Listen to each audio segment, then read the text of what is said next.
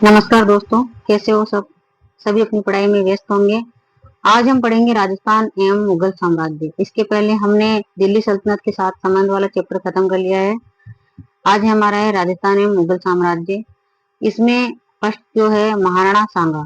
महाराणा सांगा और मुगल बादशाह बाबर के बीच में जो युद्ध हुए, उनके जो कारण है वो यहाँ पे सबसे पहले दे रखे हैं। पहला कारण है कि दोनों के मध्य युद्ध का कारण क्या था, कि शासकों के मध्य क्या था, इनकी महत्वाकांक्षी होना और राज्य विस्तार के लिए प्रयासरत होना। दूसरा कारण था इनका संधि का भंग किया जाना, यानी बाबर ने राणा सांगा के साथ संधि करनी चाहिए थी, तो सांगा ने क्या किया, इसको मना कर दिया, इनकार कर दिया। तीसरा कारण था अफगान सेनापति हसन का मेवाती का सांगा की शरण में आना। अफगान सेनापति था एक हसन का मेवाती, वो सांगा की शरण में आ गया था, ये भी एक कारण था। चौथा, बयाना की दुर्ग पर अधिकार करने की इच्छा दोनों की थी। बयाना का दुर्ग था भरतपुर में, जो उन दोनों की ही इच्छा थी, दोनों की, यानी महाराणा सांगा और बादशाह बाबर की भी इच्छा थी कि बयाना के दुर्ग पर अधिकार किया जाए। तो ये भी एक कारण था, बाबर ने बयाना दुर्ग पर अधिकार किया। सबसे पहले बयाना पे जो बाबर ने अधिकार किया। सेना नायक था इसमें मेहंदी ख्वाजा द्वारा अधिकार, तो सेना नायक भेजा गया था वो था मेहंदी ख्वाजा था। महाराणा सांगा द्वारा बाबर के विरुद्ध सभी राजपूत शासकों को संगठित कर युद्ध के लिए तैयार करना, ये क्या थी, पाती पेरवन की परंपरा थी। एक राजपूत परंपरा थी कि सभी राजपूत शासकों को संगठित कर युद्ध के लिए उनको निमंत्रण देना, ये पाती पेरवन की परंपरा थी। फिर है इनकी जो रानी थी वो है श्रृंगार देवी, जिन्होंने गोसुंडी बावड़ी का निर्माण करवाया और वहीं पे गोसुंडी शिलालेख भी मिला था। गोसुंडी बावड़ी का निर्माण करवाया। उपाधियां हैं इनकी हिंदूपति, अंतिम भारतीय हिंदू सम्राट, बयाना युद्ध। उसके बाद आता है बयाना युद्ध। सांगा और बाबर वर्सेस जो युद्ध हुआ वो था बयाना युद्ध। इसमें सांगा विजयी रहा और बाबर के जो सेनापति थे वो है सेना नायक संगर खां, इसमें मारा गया। जो बयाना का युद्ध था उसमें इन दोनों का युद्ध हुआ, उसमें बाबर का जो सेना नायक था संगर खां वो मारा गया और विजयी कौन रहा, सांगा विजयी रहा। और इसकी जो डेट है 16 फरवरी 1527 को दुर्ग पर इस पे कब्जा कर लिया, यानी बयाना का युद्ध की जो डेट है वो 16 फरवरी 1527 को इस दुर्ग पर कब्जा कर लिया गया। किसके द्वारा, सांगा का। यानी पहले किसका था, बाबर ने इस पर कब्जा कर लिया था, लेकिन सांगा ने इस पे इसके लिए युद्ध किया और यहाँ पे बाबर का सेना नायक संगर खां था वो मारा गया और 16 फरवरी 1527 को दुर्ग पर कब्जा कर लिया गया। सांगा विजय के बाद सीकरी जाने का मार्ग छोड़कर भूसावर गया।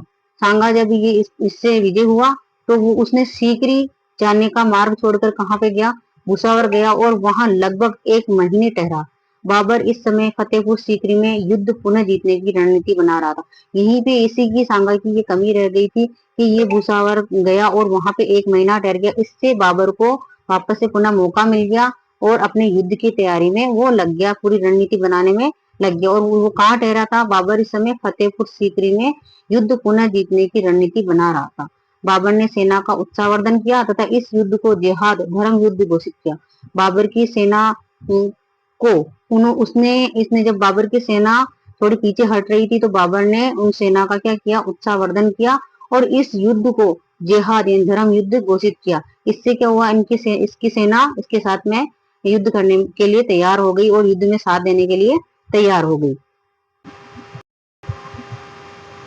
बाबर ने सेना का उत्साहवर्धन किया। उसके बाद बाबर की पुस्तक है तुजुके बाबरी बाबरनामा, जिसका नाम तुजुके बाबरी और बाबरनामा है। खानवा का युद्ध, पहले हमने पढ़ लिया बयाना का युद्ध, अब है खानवा का युद्ध और इसकी डेट है 17 मार्च 1527। अभी जस्ट 1 महीने बाद ही ये हो रहा है। बयाना का युद्ध था, इसको मौका मिल गया बाबर को तैयारी करने का और इसने तैयारी नहीं की इतनी और बाबर को मौका मिल गया और इसने कहाँ पे युद्ध किया, खानवा का युद्ध, ये भी भरतपुर के पास में है। 17 मार्च 1527 सांगा वर्सेस बाबर में हुआ। सांगा की सेना 4 भागों में विभक्त थी। सांगा की सेना जो थी वो 4 भागों में विभक्त थी। कौन कौन सी, हरावल जिसको अग्रभाग कहते हैं, फिर उसके चंदावल जो पीछे का भाग है, इस तरीके से ये भाग होते हैं। यहाँ पे हरावल होता है आगे आगे, यहाँ पे चंदावल होता है और ये दोनों पे होते हैं पार्स, यानी एक साइड ये दक्षिणी पार्स होता है और ये वाम पार्स होता है, यहाँ पे वाम और यहाँ पे दक्षिणी, इस तरीके से ये होते हैं। सांगा वर्सेस बाबर में युद्ध हुआ। सांगा के सिर पर तीर लगा, इसकी वजह से क्या हो गया था, बेहोश हो गया था। पर सिरोही के अखीराज बसवा, सिरोही के अखीराज इनको कहाँ लेके गए, बसवा लेके गए। तो ध्यान रखना है कि सांगा के जब घायल हुआ तो उनको कौन लेके गया, सिरोही के अखीराज ने इनको, ये कहाँ लेके गए, इसको बसवा लेके गए। और सांगा की जगह जो युद्ध लड़ा, यानी सांगा की चिन्ह जो धारण किए वो किसने किए, झाला अज्जा ने। किसने किया, झाला अज्जा। तो हमारे लिए 3 पॉइंट ध्यान रखना है, सिरोही के अखीराज ने इनकी सहायता की और बसवा इनका इलाज करने के लिए ले गए, और सांगा की जगह कौन आया, झाला अज्जा। सांगा की जगह पहले सलूम्बर के रावत रतन सिंह को बोला गया था कि इसकी जगह युद्ध लड़े, लेकिन रतन सिंह ने क्या किया, मना कर दिया, और इसकी जगह फिर कौन आया, झाला अज्जा। तो ये भी थोड़ा ध्यान रख सकते हैं कि पहले इसके झाला अज्जा के पहले किसको कहा गया था, रतन सिंह को, जो सलूम्बर के थे, इसको कहा गया था। युद्ध लड़ा और वीर गति को प्राप्त हुआ, झाला अज्जा युद्ध लड़ा और वीर गति को प्राप्त हो गया। बाबर ने तुलुगमा पद्धति अपनाई थी, तुलुगमा पद्धति अपनाई थी, तोपों का प्रयोग किया था, यहाँ पे तोपे और गोलों का प्रयोग यहाँ पे किया था। रायसीन के सलहदी तंवर, नागौर के खानजादा अंतिम दौर में ये किसके साइड थे, ये पहले ये तो सांगा की साइड थे, कौन, रायसीन और सलहदी तंवर, ये पहले सांगा की तरफ थे। खानजादा ये भी सांगा की तरफ थे। अंतिम समय में ये बाबर के तरफ हो गए, अंतिम समय ये बाबर की तरफ जा मिले। तो ये भी एक कारण था कि ये सांगा की हारने का। और राणा सांगा द्वारा युद्ध की तैयारी तुरंत न करना, और ये भी पराजय का एक कारण था कि ये तो इन्होंने धोखा दिया, और पराजय का मेन कारण था इनका कि युद्ध की तुरंत से तैयारी नहीं करना, राणा सांगा द्वारा युद्ध की तैयारी नहीं करना।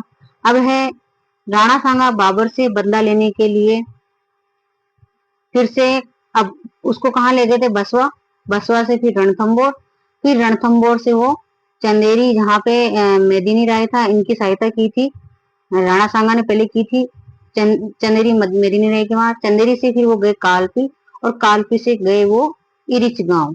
इस तरीके से राणा सांगा जब युद्ध के समय आए तब ये बसवा, बसवा से रणथंबोर, रणथंबोर से चंदेरी, और चंदेरी से कालपी और इरिच गांव। जब उनको पता चला कि यहाँ पर राजपूतों, यहाँ जब उसको पता चला कि बताया कि झाला अज्जा की मृत्यु हो गई है और हम हार रहे हैं, तो सांगा को ये अच्छा नहीं लगा और उसने वापस से युद्ध लड़ने के लिए बोला।